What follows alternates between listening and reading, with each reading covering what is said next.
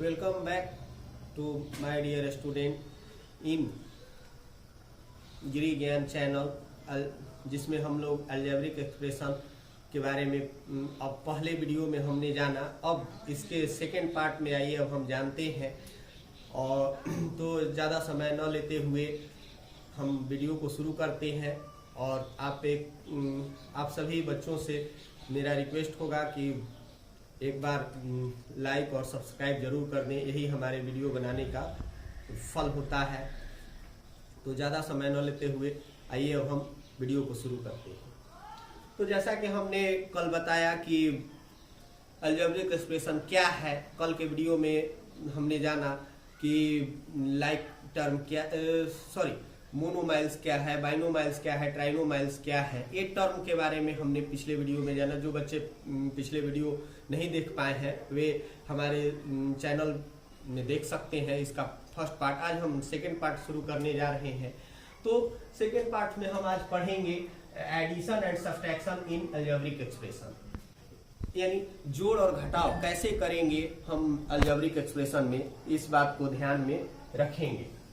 तो सबसे पहले ऐड और सब्ट्रैक्ट करने के लिए अलजेब्रिक एक्सप्रेशन में इससे पहले हमें जानना होगा कि लाइक टर्म और अनलाइक टर्म क्या है, यानी सजातीय पद और विजातीय पद। हिंदी में उसको सजातीय पद, विजातीय पद कहते हैं। तो यहाँ पर देखिए हम कुछ एग्जाम्पल दे रहे हैं टर्म्स के। उनमें से पहले तो हम चूज करेंगे कि लाइक टर्म कौन है, अनलाइक टर्म कौन है। इसको पहले हम जानना जरूरी समझते हैं, तब हम अच्छे तरह से समझ सकते हैं कि अलजेब्रिक एक्सप्रेशन को कैसे जोड़ा जा सकता है और घटाया जा सकता है। अलजेब्रिक एक्सप्रेशन में केवल सबस्ट्रैक्ट और multiply, subtract, addition, multiply, division सभी होते हैं, लेकिन इस वीडियो में हम सिर्फ एडिशन और सब्ट्रैक्शन के बारे में जानेंगे। तो सबसे पहले आइए वीडियो को शुरू करते हैं। Like term,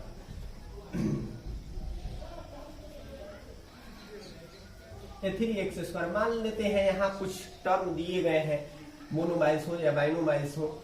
5x², 5x, x3, z², 9x, 3z²।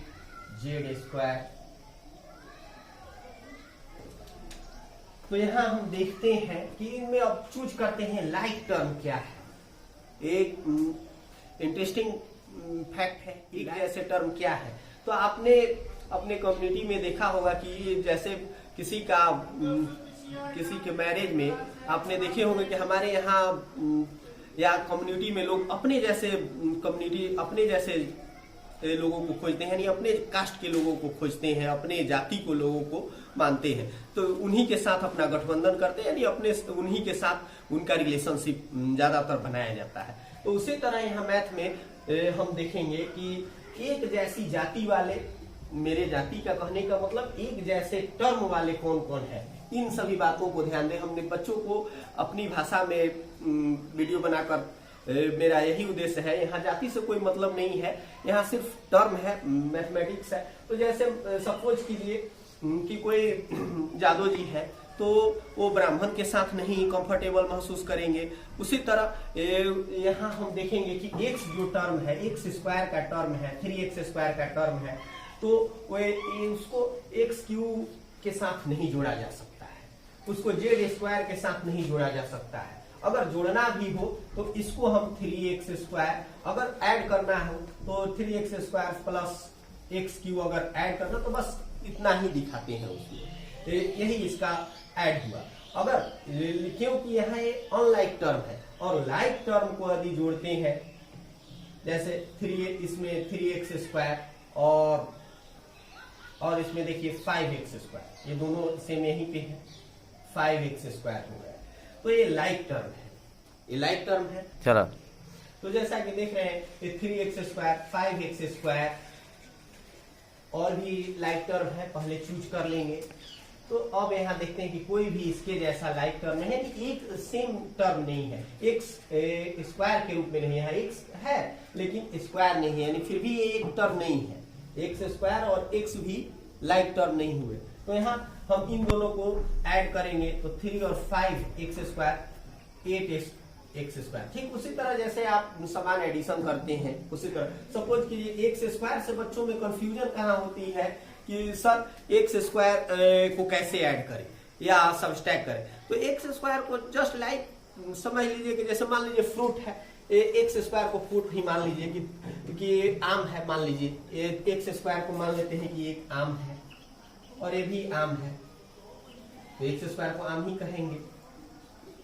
तो 3x स्क्वायर का मतलब 3 आम हुआ और 5x स्क्वायर का मतलब 5 आम हुए, तो 3 आम और 5 आम 8 आम हुए। तो समान एडिशन करते हैं उसी तरह सपोज कीजिए एक्स स्क्वायर से बच्चों में कंफ्यूजन कहाँ होती है कि सर एक्स स्क्वायर को कैसे ऐड करें या सब्सट्रैक्ट करें। तो एक्स स्क्वायर को जस्ट लाइक समझ लीजिए कि जैसे मान लीजिए फ्रूट है, एक्स स्क्वायर को फ्रूट ही मान लीजिए कि आम है, मान लीजिए एक्स स्क्वायर को मान लेते हैं कि एक आम है और ये भी आम है, तो एक्स स्क्वायर को आम ही कहेंगे। तो 3x स्क्वायर का मतलब 3 आम हुआ और 5x स्क्वायर का मतलब 5 आम हुए, तो 3 आम और 5 आम 8 आम हुए। तो ए हो गए 8 आम हो गए, यानी कि 8 मैंगोज हो गए। तो यहाँ मेरे कहने का मतलब यहाँ मैंगो से कोई मतलब नहीं है, एक टर्म यानी एक फ्रूट है, यानी कि ये एक टर्म है, इस वजह से इनको हम ऐड कर सकते हैं। यहाँ हमने क्यों नहीं ऐड किया, क्योंकि ये दोनों एक जैसे नहीं है। ये सपोज कीजिए ये आम है तो ये सेब है, तो इसको आप हमेशा कहिएगा कि 3 आम और एक सेब, जब भी जोड़ेंगे तो ऐसे ही जोड़ेंगे, इसको हम कभी मिला नहीं सकते हैं। आप गौर से सोचिए कि आम और सेब दो अलग अलग प्रजाति के फल है और हम दोनों को एक साथ नहीं मिला सकते। इसी तरह सेम टाइम अलजेब्रिक एक्सप्रेशन में इसको हम एक जैसा नहीं मिला सकते।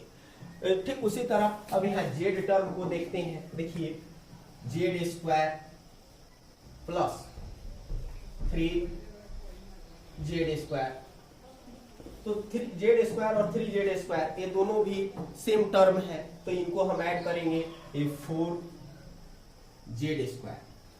अब बच्चों को कंफ्यूजन होता होगा कि इस जेड स्क्वायर में तो कहीं एक है ही नहीं, करने का मतलब जेड स्क्वायर में 1 हिडन है, एक छिपा हुआ है। एक जेड स्क्वायर यहाँ 1 लिखना कोई जरूरी नहीं है, एक कहीं भी आप बुक्स में या कहीं भी देखेंगे एक लिखा नहीं, फिर भी वो एक है।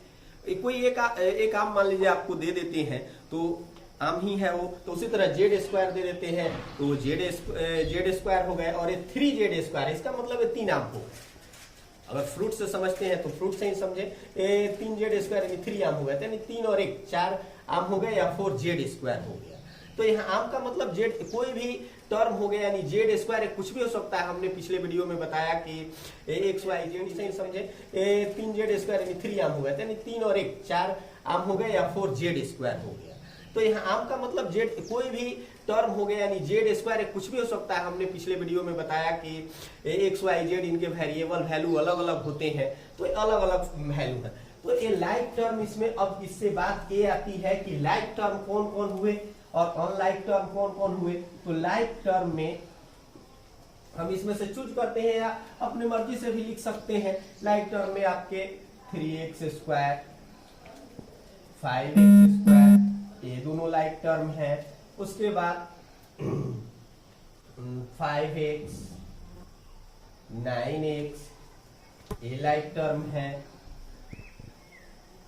फिर x क्यूब, तो क्या देखिए यहाँ पे एक्स क्यू का कोई टर्म है, तो एक्स क्यू का कोई टर्म नहीं, तो एक सिंगल है, इसके साथ किसी को भी ऐड नहीं कर सकते। जब इसके एक्स क्यू के साथ कोई और दूसरा टर्म होता इसमें तो अब हम उसको ऐड करते, यहाँ पे नहीं है तो नहीं लिखते हैं। तो जेड स्क्वायर का जैसे टर्म है तो Z square plus 3z square, तो इनको तो ऐड करना है, तो ऐड लिखना कोई जरूरी नहीं है। एक कहीं भी आप बुक्स में या कहीं भी देखेंगे एक लिखा नहीं, फिर भी वो एक है। कोई एक आम मान लीजिए आपको दे देते हैं तो आम ही है वो, तो उसी तरह जेड स्क्वायर दे देते हैं तो जेड स्क्वायर हो गए और ये 3z स्क्वायर, इसका मतलब ये 3 आम हो गए। अगर फ्रूट से समझते हैं तो फ्रूट से ही समझे, 3z स्क्वायर यानी 3 आम हो गए, यानी 3 और 1 4 आम हो गए या 4z स्क्वायर हो गया। तो यहाँ आम का मतलब जेड कोई भी टर्म हो गया, यानी जेड स्क्वायर कुछ भी हो सकता है। हमने पिछले वीडियो में बताया कि एक्स वाई जेड इनके वेरिएबल वैल्यू अलग अलग होते हैं, तो अलग अलग वैल्यू है। तो ये लाइक टर्म इसमें, अब इससे बात ये आती है कि लाइक टर्म कौन कौन हुए और अनलाइक टर्म कौन कौन हुए। तो लाइक टर्म में हम इसमें से चूज करते हैं या अपने मर्जी से भी लिख सकते हैं। लाइक टर्म में आपके 3x स्क्वायर 5x स्क्वायर ये दोनों लाइक टर्म है। उसके बाद 5x 9x ये लाइक टर्म है।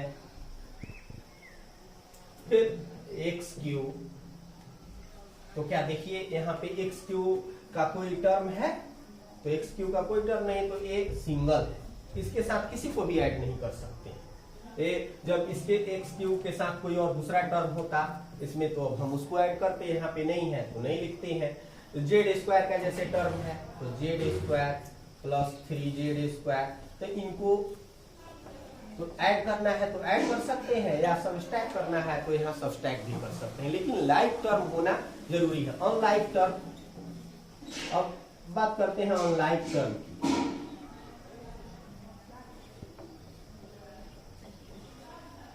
अनलाइक टर्म क्या है? तो अनलाइक टर्म में जो कि एक जैसे अभी हमने देखा कि इनको हम ऐड नहीं कर सकते हैं, 3x स्क्वायर और x, तो याम और x से अलग अलग प्रजाति हो गए। उसी तरह x स्क्वायर और x क्यूब ये अलग अलग है, ये अलग अलग टर्म है, तो ये अनलाइक टर्म है। इनको हम 3x square 5x z square x cube ये सभी एक्सेट्रा ऐसे ही टर्म अनलाइक टर्म होंगे जिनको ऐड नहीं किया जा सकता है, सब्सट्रैक्ट नहीं किया जा सकता है। कहने का मतलब इनके साथ हम इंक्लूड नहीं कर सकते। जब भी अगर ऐड करना हो या सब्सट्रैक्ट करना हो तो बस केवल प्लस और माइनस का सिंबल देते हैं और उनके सिवा उनके डिजिट को हम ऐड नहीं करते।